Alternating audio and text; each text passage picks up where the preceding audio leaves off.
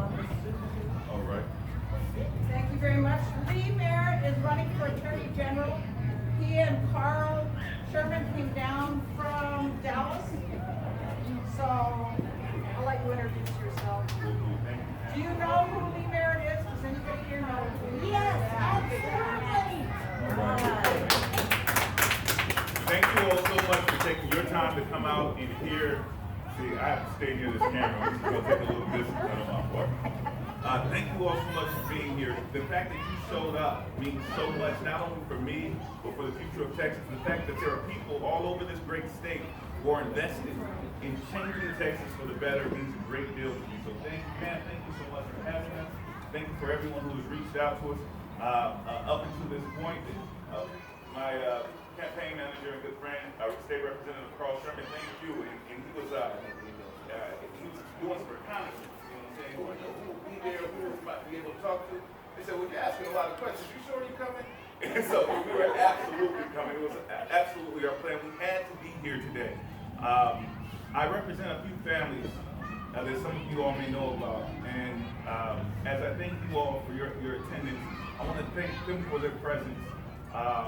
Because a lot of what we're fighting for is about Texas families. I represent the family of a Texas medical student, a historically black college graduate. Her name was Tatiana Jefferson. You all say it's a more difficult name to say, but if you all can repeat that name after me, you say Tatiana Jefferson. Tatiana was killed in our home playing video games with her nephew. And we're still waiting for justice through the Texas courts. I represent a 15-year-old named Jordan Edwards, the family of Jordan Edwards. Can you all say Jordan Edwards? Jordan Edwards. Jordan Edwards was shot leaving a house party. He was a straight A honor roll student from a beautiful family. It's one of the first cases I took in Texas. If you all don't mind, I'm going to share with you a poem. I know we're not here for poetry, but it's an important poem that helps me talk about the kind of work that I do. It's by a poet named William A. Drumgoole. And the poem is about building bridges. And it says, an old man going along highway came at the evening cold and gray to a chasm, vast and wide and steep, with waters rolling cold and deep. The old man crossed in the twilight dim, the southern streams had no fears for him. But he turned when safe on the other side and built a bridge to span the tide. Old man, said a fellow pilgrim there, you're wasting your strength with building here. Your journey will end with the ending day. You never again will pass this way. You crossed the chasm deep and wide. Why build you this bridge at even time? The builder lifted his old gray head. Good friend in the path I've come, he said. There follows after me today a youth whose feet must pass this way. The chasm which was as naught to me, to that fair-haired youth may a pitfall be. He too must cross in the twilight dim. Good friend, I'm building this bridge for him. The Bridge Builder by W.A. Drumgoole. As a practitioner, as a constitutional lawyer, I've come to Texas to build bridges. I'm a federal attorney, and I know there's certain basic principles, or basic rights that we all enjoy as citizens. That Texas, as my sister Carla was pointing out a moment ago, Texas seems to think that they are somehow above the law, and that they don't have to respect the basic rights of all citizens, that the rights guaranteed under the United States Constitution, as if somehow Texas law is wrong. And so I came to build bridges for communities, not only as an attorney, but I work representing schools that were facing toxic situations in the classroom, an environmental crisis. I helped start the Grassroots Law Project, which gave organizers and groups like LULAC or the Texas Organizing Project legal backing and support, so that when they went about perfecting local change, that they had the legal nuance necessary to get things done. I helped elect progressive prosecutors. We had a role in bringing the Corpus Christi prosecutor to the region, through the Real Justice Pact and through Grassroots Law Project, worked with Travis County, Merritt County, Dallas County. And I believe that the Texas Attorney General's office can be a bridge building enterprise as well. Right now, the Texas Attorney General's office is stamped with the title the People's Lawyer. They are responsible for protecting each one of our rights. That's supposed to be a highly exalted office that's accessible to the people. I run a moderate law firm that has national implications, but it runs a lot different than the Texas Attorney General's office. It seems that the current Attorney General only has one client, who is Donald Trump. And he's been using our resources, our tax dollars, to fund his criminal enterprise. Now Ken Paxton has been indicted where I live in Collin County for the last 6 years, somehow avoiding accountability. He's used that office to attack our public schools. Soon dozens of public schools are already poorly funded. And he bragged, he said, let them waste their resources on lawsuits if they don't want to follow the governor's mandates for keeping our children safe. And I imagine an office, and I believe that together we can obtain an office that actually fights for all people. An office that, instead of attacking our public schools, can defend our public schools from the propaganda that they're currently facing. And I appreciate, Brother Thomas, your statements. I was listening intently. I'm a school teacher at heart. In fact, when I graduated undergrad at Morehouse College in Atlanta, I asked where was I most needed, and I joined teachers for Merritt. And they sent me to Camden, New Jersey, which was at the time the poorest city in America and the most violent city in America. And I was a little scared. And I had to learn about the culture. I had to throw myself into that classroom, and I learned one thing from the students there, that love is spelled T-I-M-E. That if you spend time with the community, that if you invest in the community, that the outcomes that you're seeking are a lot easier to obtain. And so when I became an attorney, I asked myself the same thing. Where could I go where I was most needed? Where people standing up for individual freedoms is most needed? And that's in the Fifth Circuit Court. The Fifth Circuit Court encompasses Texas, Louisiana, and Mississippi. It is one of the more conservative courts in the country. And it's a place where, if you're in the civil rights community, they tell you that civil rights go to die. I believe that we can convert that office, the Texas Attorney General's office, into a place where people can find the relief that they need.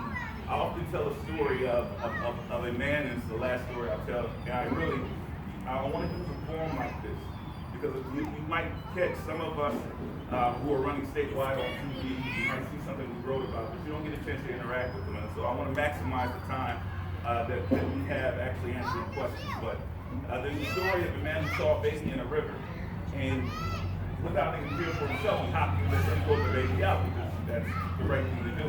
He found the mom on the sideline and gave her the baby on the shore and gave her the baby, but he heard yet another baby crying in the river.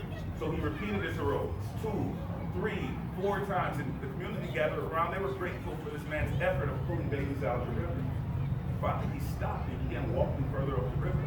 They asked, "Where are you going?" He says, "I'm gonna figure out who's throwing all our babies in the river." All right?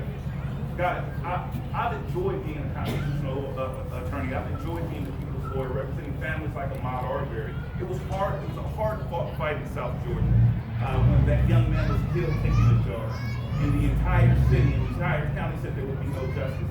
And it was a relief to be able to fight for that family and stand up for it. But we know that there's an Ahmaud Arbery right here in Rockport. There is a Tatiana Jefferson and Bolton Johns and Jordan Edwards and way too many families, and I'm tired of pulling babies out of the river. I need your help going a little further up the river, where we can find out who's throwing all our babies in the river. And we know where that power lies. It lies in the Attorney General's office. Ken Paxton won that office last election cycle by less than 4%, 3.6% of the vote. And you all remember who ran for Attorney General on the Democratic side, right? No, you don't. We didn't run a candidate that had a real platform or any real experience in our communities. This is our opportunity. We've had over 10,000 people get into our campaign from all 50 states, including the Virgin Islands and Puerto Rico. We are running a campaign that is people-powered. Our average donation is about $34 the last I checked this morning. Our average donation is about $34, and we've still been able to keep up with to lead the pack on the Democratic side, and in the quarter where we're actually fundraising, out fundraise to the Republicans. We have a campaign that can win. We can close that gap. And this is going to be the first office that goes, but we need your help to get us there.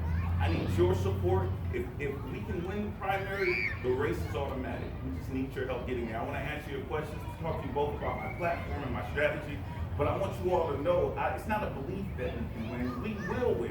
If you all believe this, and then you can say this after me, say together Together. We are powerful. We are powerful. Together. Together. We are powerful. We are powerful. A little more tricky. Juntos. Juntos. Somos. Somos. Poderosos. Juntos. Juntos. Somos. Somos. Poderosos. Poderosos. Together we are powerful. Please, give me your questions. Let's go. ¿Hablas español? That was about it. Yes, ma'am. Hi, you say you are a constitutional attorney. We have a plain constitutional attorney as our junior senator in the state. Are you a constitutional originalist, or does the Constitution live with society?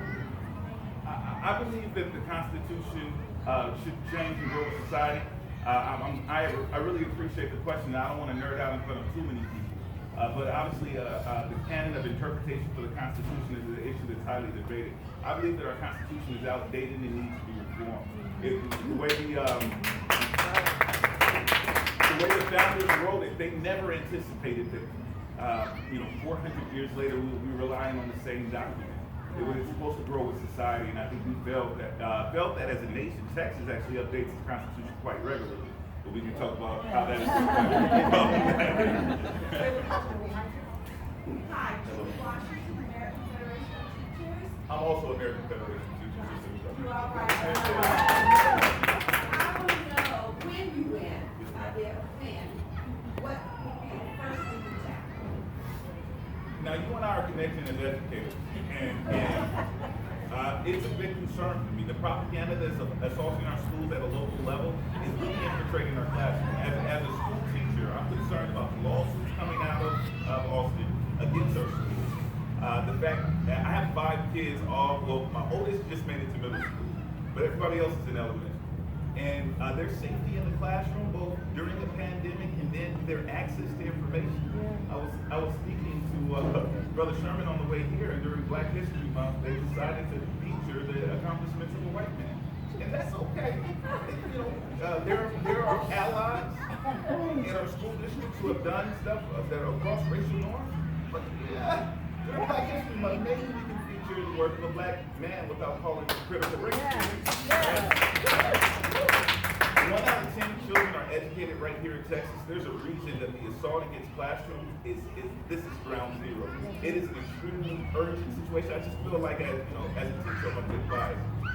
I decided to run after a young man named Marvin Scott III was killed about 2 miles from where I live. He was in a mental health crisis. And the Governor Greg Abbott declared a mental health crisis across the state. If you speak to law enforcement or first responders or firefighters, they'll tell you they're being required to respond to a mental health crisis with no new resources from our state government. That no one has that. Everyone has acknowledged that in part because of the pandemic, in part because of issues with poverty and drugs, that there's a mental health crisis that's plaguing the state that calls for people in critical incidents have increased some tenfold. And they think it's enough just to acknowledge it and not actually do something about it. There's not a single mental health department in the state of Texas. And day one when I assumed the office, when we finish dismantling the voter suppression unit, we're going to create a mental health department in the Texas Attorney General's office. And we're going to work with county leaders all across the state to make sure that there are mental health resources available to our community. Those 2 things, if you allow me to cheat, if you ask for one, and those 2 things I think are round out the top of my list. But we're going to completely revolutionize the Attorney General's office. We're going to return it to the people of Texas. We're going to start responding to the needs that are actually on the ground and not what Donald Trump said. Okay? Yes, sir. Now, what do you think is the most important thing that you can do for rural Texans? I think rural Texas, just like the rest, just like the urban populous centers, are mostly concerned about their children's education. And I think our children's safety, the quality of their education, making sure that they have the same resources that are available in the urban areas is critical. The other thing that I really appreciate as we've begun to cover this great state is that every community is different, and you need to listen to the rural areas. You got to show up, and you got to listen to what they actually need. So I think, what I heard in the last county, or what I believe in the rural community that I grew up in, out in college. But the idea is that we should listen, work with local county judges, work with the city attorneys, and respond to the actual needs of the ground. Thank you. Thank you. Any other questions? All right. Thank you. Oh, I have to mention, as Carl told me, I have to make sure we mention this. Show some love for your democracy this Monday. We want to have a historic turnout on the first day of early voting. They will never they'll never be able to recover from what we're able to do on Monday. They expect you all to sit out. They expect you all not to express your voice. I'm asking you to show up. Day one. If it means standing in the lines, imagine that. You get to send a wake-up call to the rest of the state that, hey, oh, the fight is on. There are people standing in lines on day one of early voting. We need to make a statement on Monday. So I'm asking you all to show up, vote early on Monday. Thank you so much.